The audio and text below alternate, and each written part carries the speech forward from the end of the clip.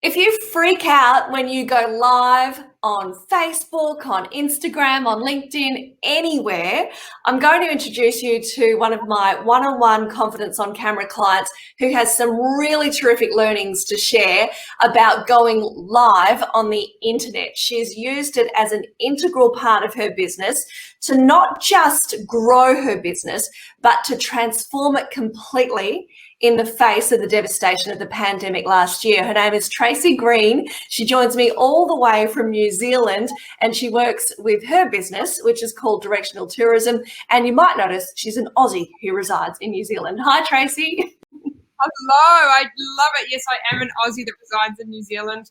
I'm not sure, it could be a very topical debate arguing which side of the ditch one should live right now during a pandemic.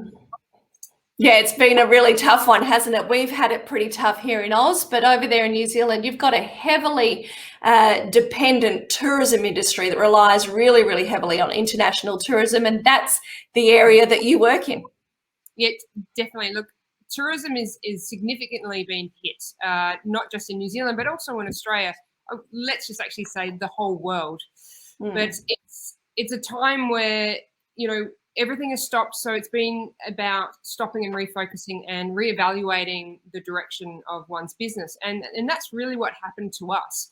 Pre-COVID, we were a business that took New Zealand products and we represented them in Australia. When the borders shut, we were no longer able to do that. And I was left in a position of trying to determine what was next. I had a gut feeling that life was never going to be the same. And if we think 12 months down the track, we now know life isn't going to be the same. And I had to make a decision on how I wanted to dictate the next stage of my business career with my own business, and either to take the bull by the horns, as they say, and create a new path, or to stay where I was. And I wasn't about to let it go. I'd fought so hard to get to where I was that I knew I had to make some changes. Well, quite right. And that's when you embarked on your confidence on camera journey. Look, if you're watching for those on-camera tips from Tracey, do hang around towards the end of this chat. She's going to share with you the things that she's learned from going live very regularly for her business and how it's actually impacted her business. And Tracey, you encountered the Confidence on Camera program. I want to share with the audience first, just how the program actually helped you navigate these changes and transform the business. So can you take us back to like where you've taken us there to the pandemic, to around sort of February, March? What was going on in the business and what did you think when you encountered the Confidence on Camera program and how it might help you? Yeah, when COVID hit, basically I lost 90% of my business. It was just eradicated. I had no idea. I thought I could try and hold on to what little business I had left. We were all kind of scrambling, thinking that borders would only be shut for a small amount of time. And very quickly we realized that that wasn't going to be the case. And I had a couple of personal fears, and I knew that they were holding me back personally and in my business. And that was the ability to present on camera. I made a decision that during lockdown, I would do a video every day on my Instagram feed. And it was just about anything. There was no topic, but it soon became about sharing with the world my part of my world. So sharing my backyard. I live on what we would call a leisure block. So we're on a large block of land in Marlborough in New Zealand, which is at the top of the South Island. And we overlook all the vineyards, and I've got beautiful vines and apricot trees surrounding my property. So it quickly became something that I could talk about. But I realized as I'd watch back each of my videos that I wasn't as polished as I would have liked to have been, but I was starting to enjoy what I was doing. Now, funnily enough, I was scrolling through Facebook one morning, and as many would probably do, lying in bed, looking at Facebook, I actually saw your ad pop up.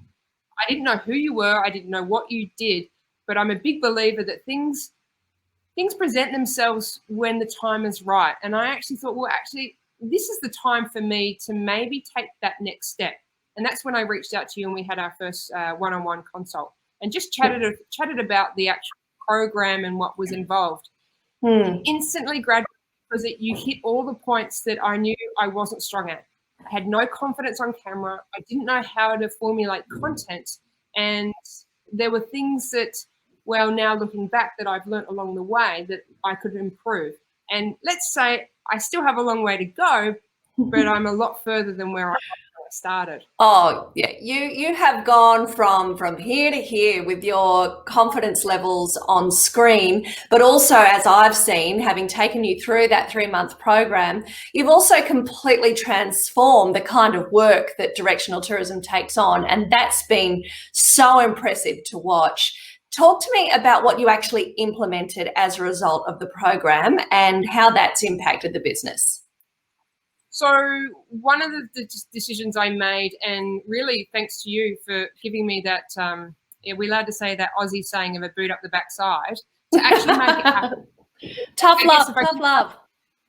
I guess if I didn't have someone providing me with the tools, I may never have actually done it. But also that accountability, and that's one thing that you actually really pushed home is that we needed to make sure that we were accountable as we were learning. So I introduced a Facebook Live it started off on a Tuesday, then it moved to a Wednesday, and then it moved to a Thursday.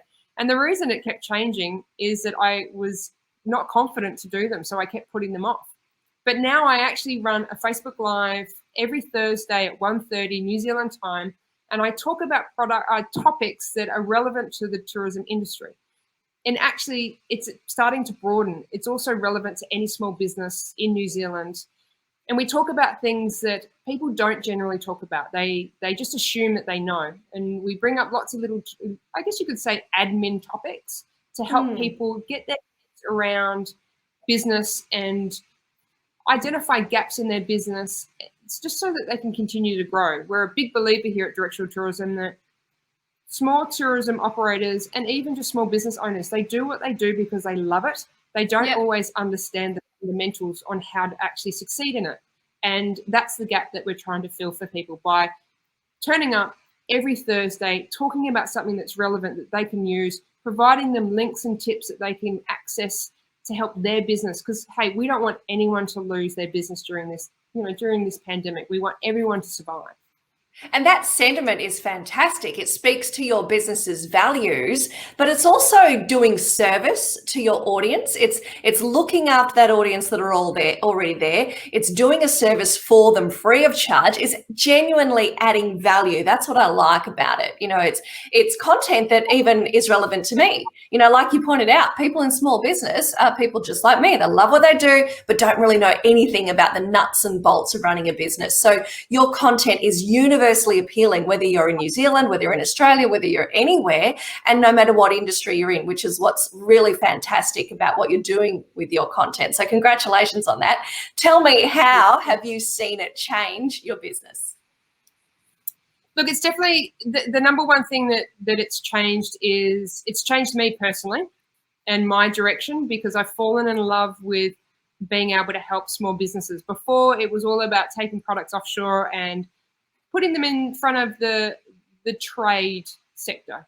So the travel agents that want to buy product in New Zealand. And now it's all about how can I help? How can I empower a small business to do well and to survive?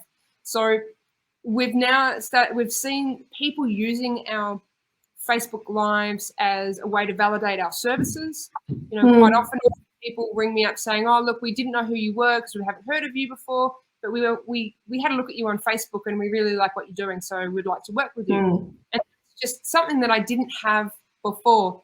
I also get a lot of people sending me messages saying, "Thank you for presenting that topic. I didn't know who to ask, but I really appreciate you talking about it." And that really empowers us. And we had one video that we did with a farmer, and his name's Doug Avery, and he's known as the resilient farmer here. And I have had people message me saying, "I've just watched the Resilient Farmer again. I was feeling really down. That video just perks me back up. It reminds me that it's not the end of the world when we're having a bad day." And it's things like that that keep me doing what I do. And I even say it in our lives. If you love what we do, let us know that we're doing a good job by just liking the video. And it just is what keeps inspiring us.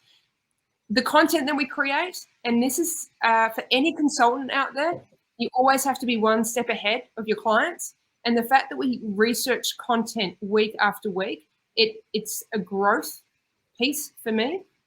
I'm having to learn, I'm having to push myself, and it's also, this whole process has rejuvenated my passion for teaching and helping and inspiring others so that they can do just as well as I am, because the pandemic hasn't been cruel to me. I've been able to navigate my way out of it and survive, but I want to bring everyone along with me.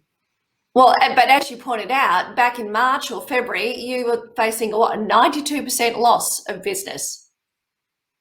Yeah, I remember calling my accountant going, what do I do? I've just bought a brand new car for the business. I have no idea how I'm going to pay for it. And I cried, and I called my staff member, because I have a staff member in Australia. And she said to me, look, Trace, I know the situation. I get it. You can't afford me anymore. And I cried as well to her, because I had no idea what the pandemic was going to do to me. I just thought that was the end of the world. But like anything, you have to stop, reflect, and plan. And there's things that have organically occurred for me. And the course with you came at a time that I needed it most. And it's been part of that whole journey for me in growing, because COVID, and I guess I can say this on behalf of a lot of businesses, it really hurt us. It took us to a dark place. And I had to really fight to get out of that dark place to be able to continue on. And there's still probably a lot of businesses out there that are hurting, but I took a gamble. I didn't financially have the money to pay for a course, but I took a gamble, and it's been the best gamble that I made. I really needed something like this to help me grow, and my confidence has soared, and other things come from it. As people see your confidence grow, other things do come from it. So it's much bigger than what you present to your own business. It's actually a really strong personal journey that comes along with it. So is it fair to say that the investment you made in your confidence on camera saved your business, saved your livelihood? Yeah, definitely by far. I was really fortunate that as I was pushing past those, those barriers of, doubt and lack of confidence, it gave me more confidence to start putting myself out there in other ways. And as a result of that, more work came in. Now, we've replaced the business that we've lost through different channels. So I hate to use that word, but we pivoted, and the business is doing just as well pre-COVID. But the difference now is I actually have 2 additional staff working for me now. So we're a team of 4. So we've definitely gone in leaps and bounds. But there's lots of, the course was a big piece in helping me find that confidence to move forward. Yeah. So you've gone from having to tell your staff member in Australia, no, I can't employ you anymore, to now a team of 4. You've relocated your business to where you call me today, in your garage at the home farm. Yeah. So it's really exciting. So anyone that does watch my Facebook Lives would have seen the transition from the very tiny office. Then we moved into the kitchen, and now into the garage. And the goal, or the objective for us now is that we're a team of 4 with 1 in Australia, is to be a team of 5 and potentially 6 with 1 in Australia, 5 here. So we're growing, and we're now chasing bigger projects, bigger work, and we have a very clear vision now where we're going, and the Facebook Lives actually form part of our marketing strategy now. So they weren't just a fly-by idea. They're here to stay, and we're here to evolve with it. And if anything, we're looking for other platforms to extend into.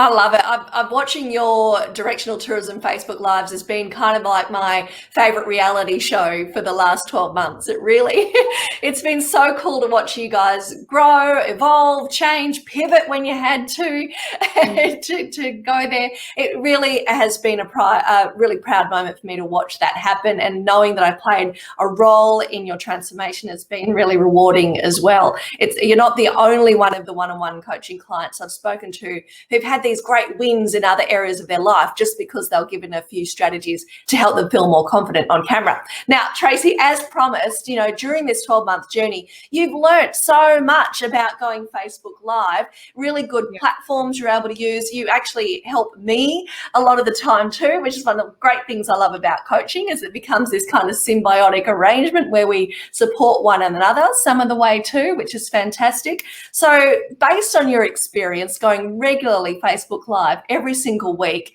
for your business, can you share with us the 5 things you've learned that can help us today to use Facebook Live in our own businesses? Yeah, definitely. Look, I have made plenty of mistakes. I have had audio issues. I've had visual issues. I even did an interview once where we actually lost internet connection, but we still kept talking to find out that 10 minutes of the interview we were absolutely gone. I've gone live, but actually didn't realize I had gone live. But I guess the tips that are really important to me and things that we focus on every time we go live, and besides the obvious and something that you teach in the course all the time is about lighting. But I always pick audio over visual any day. And the reason I say that is that if someone's watching you and they can hear you nice and clearly and Facebook can interpret the words, it will then put the teleprompt on your video. Yeah, the captions are there. Yeah. It'll put it there clearly, but it can't do it if the audio is not good. People will sacrifice a little bad video image if they can still hear you. So if you had a choice, for me, I had to make a choice because my internet, I'm rural, my internet broadband is not strong enough to carry a high definition camera and a high definition sound. So I always choose sound over visual. Now I have to check my notes. I've no, that's all right.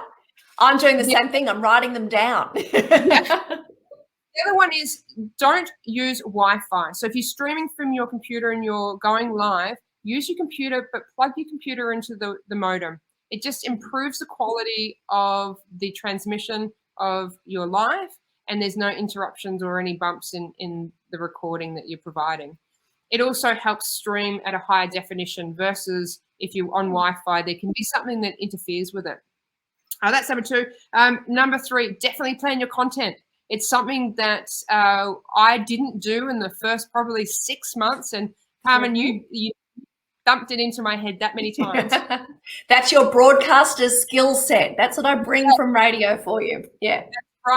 So I now plan on a Wednesday night. I sit down, I give myself a couple of hours. I drink a very good Marlborough wine, and I plan my content in preparation for my Thursday live. The other thing that I also have a bugbear, and this is probably more of a personal challenge, but something that I like people to acknowledge that they're doing and not doing, is don't read your content. It's very obvious when people read content and they don't actually come across genuine. So you want to be really authentic. People love authentic. If you make mistakes, that's okay. I have accidentally sworn. I have looked the wrong way. I've had a cat walk past me. Try and remember as much as your content, because all the important stuff will come out. If it wasn't important, it won't come out, and it doesn't need to come out. So I would definitely don't read it. Let it come from the heart. And that's auto cue is dangerous. Yeah, it is. And my very last tip, and I'm sorry, I do. I now have the confidence to rub it on. Is take a breath and make sure you have a big glass of water before you start, because there's nothing worse than doing your first live and subsequent lives without having a drink of water, because all of a sudden everything just disappears from that mouth. So make sure you take a nice deep breath and also take a big glass of water with you. Yeah, hydration is key. You know, I've said it so many times. The more you talk, the more air you're pushing out of your body, and that actually dehydrates you more than usual. And when we go on camera, we talk more than we usually do. So you've got to prepare yourself for that. Oh, there's so much gold in there, Tracey. To recap those tips, audio first over the way it looks. That way you've got Facebook there to fall back on for captions. Use your Ethernet cable rather than the Wi-Fi. I am reading these, but still trying to deliver them to camera for you. Plan ahead, even plan your week like you've done there, Tracey. Love that. Having the perfect week where you know you've got a dedicated time where you're going to plan. And I'd like you to share with us at the end of this the wine that you prefer coming out of the Marlborough region too, so that the Aussies watching can go away and buy it. No reading. Don't read on camera unless you're expert at using auto cue. Just don't even go there. Get comfortable speaking off the cuff and doing things like that daily video challenge you mentioned, which is part of my recommended program as well, really does help you get more comfortable doing that. And pause, take a breath. The power of the pause. It's epic, is it not? Just shut up and everyone will lean in and look a little closer. They will not turn off. It's a great and powerful thing. I'm still learning that one, but yes. Yeah, sometimes less is more. Now, yeah, as promised, Tracey, what was the wine you prefer to sit down with? I know this is kind of like probably choosing your favourite child, considering you live in wine region and you work in the tourism industry. What wine would you recommend us consume out of the Marlborough region? Yeah, look, the number one wine is definitely the Sauvignon Blanc in Marlborough. It's what we're known for. But you'd be surprised. There's some amazing winemakers in this region, and I mean, there is in Australia as well. But I'm a little bit biased now that I live in Marlborough. Yeah. There's amazing Pinot Gris and Riesling, so I'm actually spoilt for choice. I'm a girl that's lived in Adelaide for the last 12 years and moving to Marlborough where there's no heavy reds, but I've now fallen in love with a Pinot Noir. So it just really depends. Just really depends on what gets pulled out of the cellar. Oh, there we go. She's managed to be quite political about that one and leave any kind of specificity aside and keep it vague. But I'll let you off the hook, Tracey, and maybe people can harass you through the socials for more details about your favourite wines. Directional tourism is where you'll find Tracey. Search for it in Google, on any of the social media platforms, because this lady knows how to promote her brand. Tracey, thanks for taking some time with us today, and thank you so much for participating on Confidence on Camera. I've had the best time getting to know you through the coaching process and also watching your transformation, both in business and in front of the camera. Thank you so much. No, it's been an absolute ball. I've learned so much, and I'm just going to continue to take what I've learned and keep going.